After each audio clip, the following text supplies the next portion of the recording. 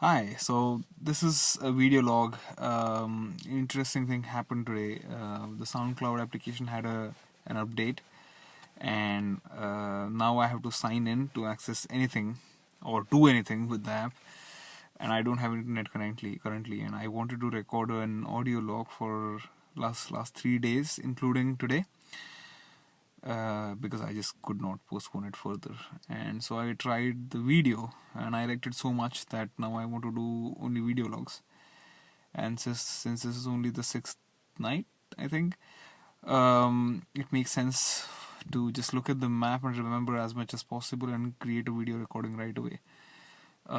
It might be a little back and forth because I'm going to forget stuff and remember stuff, and then I'll reference it whenever I remember it. So yeah, so please bear with me. And but I want to do this anyway because I can use this as a reference to recreate maybe a video log, maybe just a blog. I'll write about all these days. Yeah. So I'm not going to do the first 3 days that I spent in Reykjavik because they were uneventful, I would say. I mean, sure, I did stuff, but I still have audio recording for that. Hopefully, it's still there, and that should be enough. But this is going to be just about our journey along the ring road and the other stuff we do.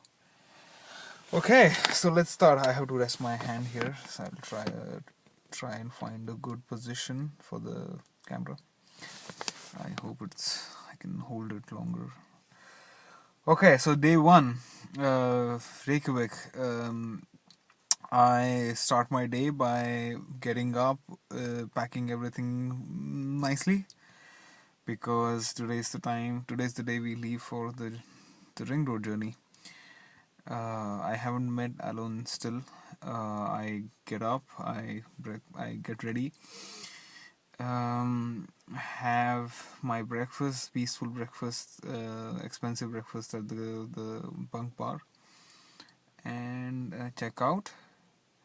Do a reservation for 1st of July and 2nd of July for the days I come back, and I sit and wait until Alon lands and comes to pick me up. He sends me a message he sent me a message. Okay, I'm going to switch to past tense now. He sent me a message from Oslo when he boarded the plane that he's boarding, and when he landed he sent a message that he picked up a car. It all happened very quickly, and he arrived before time to my hostel. Then we went shopping. We bought stuff from the cheapest supermarket we know, like €100 worth of groceries. And we rented the quick cooking equipment, and Alan also wanted a warm sleeping bag. We got all those things, and yeah, we were very excited to start this, so we really wanted to do this as soon as possible. And we had no plan at all. Literally, both of us had not done our research.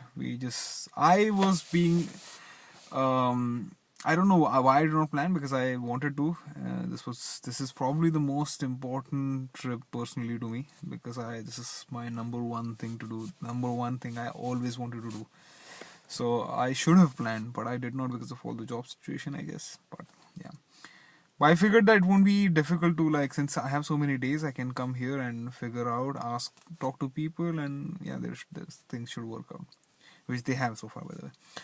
So, so both of us had not done our research and we did not know how to start. So we were like, okay, the general idea was to do clockwise. So from Reykjavik we start north. We go north. That was the general idea, but we did not know if we wanted to do the golden circle first or at the last. So a good point that Alan made was the weather was good on that day. Like, good as in there was no rain. If there's no rain, it's good weather. Forget sun, forget warmth, forget all those things. If there's no rain, it's a good weather. So yeah, so we decided to do the golden circle first. So we started from Reykjavik, went to Hveragerði, then next town was Selfoss, but before that we made a left turn. The golden circle is like that. By the way, you'll probably have to reference the map every time I'm talking about places and the name of the places are weird. So yeah. Yeah, so we went straight to the geyser, the one where the water goes, like it's a hot water geyser. It goes up once in like 5 minutes or so, and it's really spectacular. We did that, and this was also our day for the first. We were meeting for the first time, so it was about getting to know each other, knowing, like finding a way to getting to know the other person so that you know how to speak to him and what are the ways to, yeah. So we were trying to get to know each other, and we went to the geyser, we went to the Gulf Force, and then the idea was to go to Thingvellir National Park, and they have a good camping site. But what happened was Aaron is an exceptionally good driver. He drives safe and he drives fast, and he doesn't get tired. He's like the perfect driver you can ask for, which is great for me because I don't drive, or I cannot drive here. But when we got to Thingvellir, we realized we can do more. We're not tired at all, and we were so excited to do stuff that yeah, you might as well go ahead. So we figured out there was another camping place. So my initial idea was we'll be camping in the wild because it's allowed and it's free. So, but at camping sites all you don't get is like a room. You have your tent, but everything else is there. There's hot water showers, and there's toilets, and there's kitchen sometimes, there's Wi-Fi. So, and it doesn't cost much. It costs something between 5 to 10 euros based on the camping site. So we decided to do that wherever possible. So the next camping site from Thingvellir there were quite a few, but we decided to go to a place called Kalasadir. That's where we camped. The first night was pretty cold for me. I did not wear many layers. I thought it would be okay, but it wasn't. I slept for 5 hours more or less. Alun slept really well because he had not slept for a long time because of his old sleeping bag, which is not warm at all, and this new one that he rented, really expensive, was very good. So he slept really well. I woke up around 6:15, 6:30, eventually got up at 7:30, and that was the end of day one. Day 2, we start from Kalasadir, and now the plan is to do the westernmost part. So interesting thing, while in Reykjavik, there is a photographer brand called International Photographer. He's a guy. He comes to Iceland all the time, and he has written a guide about photographing Iceland. And he has come up with his own map, and he has put stuff that is scenic, worth photographing, really beautiful places, and he painted it with yellow. And so I just got to see that map once, and so I remembered all the yellow parts. So I was like, we cannot miss those yellow parts. We have to drive through them. So one of the first yellow parts from Reykjavik in our direction was Schnell.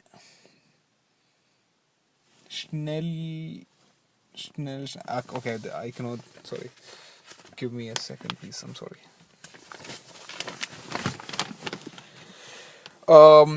Snæfellsnes. That's the westernmost tip, like western part of the island, and it's like a fjord, but not exactly. It's really beautiful. I mean, amazing. We started going around it. If you look at the map now, you'll understand what part I'm talking about. It's like it just sticks out of the island a little bit on the west, just north of Reykjavik. So we did that. It's like going on one side and coming back. I'm sorry, why am I moving the camera? And then we came back to. So on the way, we saw a lava field, which was really spectacular. It was like unbelievably good, unbelievably beautiful. So we stopped there, and we saw another sign that is usually for places of interest. So it's usually a museum or something like that, and it was indeed a museum, but we didn't know what museum. And there was another sign of, with a shark. So like, yeah, it probably has something to do with the fermented shark, maybe. And the town was like probably like 4 kilometers inside. So I was like, yeah, it's worth checking out. I mean, what the hell? We're here. So we decided to do it. It turned out to be the biggest not manufacturer, but preservation plants for the fermented shark. And it was a museum, a shark museum. And there was some entrance, we paid, and we got like a small tour about how it is done. The guy who does it actually explained the whole process, showed us videos and all the real tools they use, how big the sharks are, how the boats are, how the fermentation process is, and you can actually get to taste the shark. Not only you can do that, you can also visit the preservation place. You can see like tons of shark meat hanging. It stinks real bad, but shark was actually very good. So I was recommended to try it, and I shot a video of trying it, and I liked it. I mean, people call me freak, but I liked it, and I ate like a lot. And then the guy was like, if you eat 200 grams or more, you will feel sick. So that's when I stopped. But the plan was on the day 2 to take a ferry. The ferry was from Stikisholmur to Branchlekur. It was like 2.5 hours of journey, and we arrived there at 1:30 or so, and the ferry was at 4, so we had to kill time again. We just relaxed and chatted and stuff. So that cost us a lot of time, and also the ferry only saved 250 kilometers for us, and it cost 60 euro or 50 euro, and it was too much to digest. Like, it was too much for, yeah, I couldn't understand why we were doing it, because we spent so much time and money to get nowhere. But through the ferry we saw whale, which was great, a little bit, like a couple of them. And yeah, we just chilled on the deck. Yeah, it was nice. And then the ferry got to Pianchlekur, as I said, and the plan was to continue. So on the information, there was an information center on the ferry. We went to it and just to ask what's to be done in Westfjords, and then we were like, we'll just follow the paved road wherever it goes. And then there was a girl. She was like, "Aren't you going to go to Latravik?" Like, oh, what is that? I don't know. It's supposedly the westernmost point on the island, and not just the island. It's westernmost point in Europe. So I was like, yeah, hell yes. And she mentioned puffins. You can get to see puffins, and Alan wanted to see puffins real bad, and it was his chance on the second day itself to see puffins. So yeah, it was just clear that we want to do this, and it was about, like, I would say 90 kilometers from where the ferry stopped. So we decided to do this anyway. We took the road, went till the end. Amazingly beautiful. The West Fjords are so beautiful. I mean, I can just use these adjectives like, or attributes like, beautiful, amazing stuff, but they fall short. It's that amazing. So I have to come up with new words, which I don't right now, which I don't have right now. So we went to Latravik. We saw puffins 2 feet away. We took many pictures, which I will post when I get back. And we spent quite some time there because puffins were real close. And we came back and then decided to camp at Talkna Fjordu, and that camping place. So now I was a bit nervous about the night because the last night was cold. So I had not been sleeping in tents. Alan was sleeping in tents for forever, so he is comfortable already. It's always the first day is always the toughest in the tent, and it was also the coldest for me. So the second day was better, but it was not a whole lot better because it was a bit cold. Um, we spent the night, um, and yeah, on the first night we cooked Indian food and we had like wine, or the whole bottle to celebrate because it was a kickoff. The second night we stayed at this place. I'm trying to remember. I'm sorry. They had a good kitchen. I remember now. They had a very good kitchen and a camping place.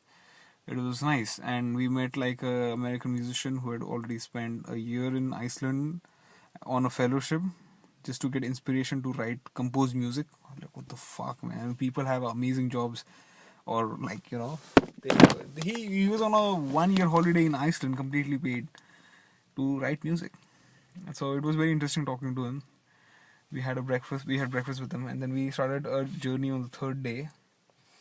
Now, according to my ideal plan, the we were supposed to we should have finished the whole Westfjords, and Alon thought it was crazy, and it was crazy because it was 500 close to 600 kilometers, and doing that with the kind of stops we have and the kind of road, or not the road, but it's very scenic. You don't want to rush through this. um, so we thought, yeah, I will let's just head in that direction. If we make it, then we make it. If we don't, we don't. So yeah, so we start with from this place, the Talkna Firdur, and we do the entire West Fjords in that day. Um, we were like, maybe we'll make it to Holmavik, and that's a good camping place. They have good, yeah, I mean, it's a big town, so yeah, they should have some good things.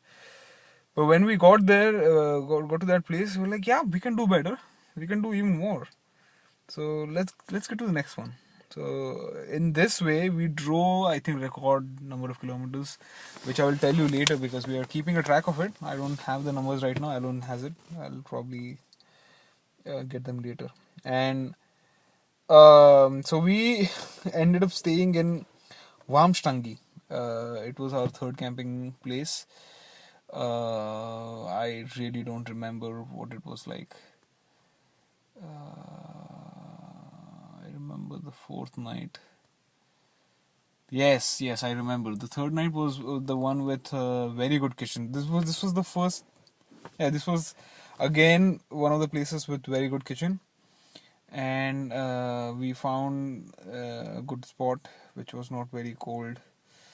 This was the third night, and we had a spectacular day. Amazing, completely. There was no clouds, only sun. Amazingly beautiful day, and so at night we ate good food. We cooked really good rice. Was it? Yeah, it was rice, and with korma sauce, and it was really delicious. And since the sun was up, we did not feel like sleeping. It was very pleasant. And then it was our chance to see, for me, because Alan has already seen it. For me, I wanted to see the sun up at midnight. So we stayed up till midnight. Sun sets at 12:30 or so, and we were close to a hill. So for us, it would have set earlier, but fortunately, we got to see it at midnight, which I posted a picture of it on Facebook. And we came back and slept, and then I slept better than last time. So every night my sleep was improving, but it was still not the best. So, but now the journey for the next day, for the fourth day, was from Wamshangi. We had to make a choice if we wanted to go through north, Sodar Krugur, or Warmalid. So we decided to go from the north, and there was this was again one of the yellow parts in the photography map, and so it was going to be spectacular video. But there was also at 4 p.m. there was a match, Chile and Netherlands, and Alan really wanted to see that. So the plan was to reach Akureyri and catch the game there, but we were late. So we stopped at um, Siglufjordur. Amazingly beautiful town. Amazingly beautiful town. One of the most beautiful towns I have ever seen. And we caught the game there. Had a coffee during the game because alcohol is expensive, and we cannot, both of us cannot drink because we're driving. Chile lost the game, so 2 hours we spent there more or less. But yeah, it was okay. We did not have to rush because we knew we were doing very good with time. So we went through Akureyri and we could make it to Husavik, which was the original plan. We thought we would only make it till Akureyri and then spend the night and go to Husavik, but Husavik was known for whale watching. So we figured it would be good if we can stay at Husavik and do some whale watching. And yeah, that's how we ended up at Husavik. There, the camping site was all right. We had a kitchen. It was big camping site, fairly big. We got a decent place. It was quite warm, and I slept really well. Like it was just improving. Like, so this was one of those nights. I slept well, and we cooked again good food. We have been eating really good food all the time. Alan has gained 3 kilos, believe it or not, but he had already lost 5 in Norway. So yeah, it's okay. So we're eating, always warm food. So it's great. And Husavik. So when we arrived at Husavik, we booked a trip. Not trip. We booked a whale watching tour. It cost €60, but yeah, I mean, come on. Like, you're here, how often are you going to get to see whales? And so we decided to do it. And it was amazing. And yeah, that's we booked that tour. We came back to the cooked and slept. Yeah. So yeah, those were the first 4 nights, and for the next nights I already have a recording which I did before this, and that's when I realized that doing videos is more fun. So so I went for it. The other video is about 15 minutes, is 22, so this is quite long, but come on, I have to give 5 minutes per day at least, that's how I'll remember. And yeah, so far it's been incredible. It's been so amazing. Iceland is a beautiful place. You're going to expect beauty. You're going to you're going to expect amazing drive, great mountains, glaciers, and ocean views. But regardless of how much you expect, this will blow your mind. As in, you'll always underestimate the beauty. It's that beautiful. It's unbelievable. What is fascinating is, like, this on this tiny island, there's so much beauty packed in. You can easily distribute this whole beauty into a continent as large as Africa, or like, I don't know, South America or something. There's that much beauty packed into this tiny island, and it's incredible. And some of the things that I don't understand is, like, Icelanders are very few, like 200,000 or 300,000. How do they manage to run all these industries? They have everything. They have, I mean, there's so few. I just cannot understand how it works, and all of them are excellent with English. We haven't come across anyone who doesn't speak English at all. Forget at all. Everyone speaks great English, like very good English. And yeah, so it's been magical so far. It's been really, really, really great. it will probably be it is shaping up to be the best journey, best travel I have done so far. It's that incredible. And yeah, we'll see how the next days go. We have about 5 days left on the road. 5, 6, and then I have the big hike coming up. So yeah, I also have to like plan for that. We have to see the weather and stuff, how things go. Yeah, I don't know what's going to happen. So yeah, so I'm recording this from Huffen, which is the southeastern point.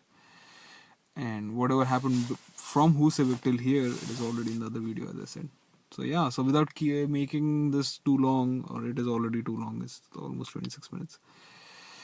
I'll end this here. And yeah, but I guess this video is worth showing to other people. So instead of, yeah, I can maybe like create an event and show this video to people. We'll do this at Nelson's place because he has a big TV. And yeah. Okay, so yeah, bye. Good night. No, good night. I don't know. Yeah, it depends on when you're watching this video. Bye.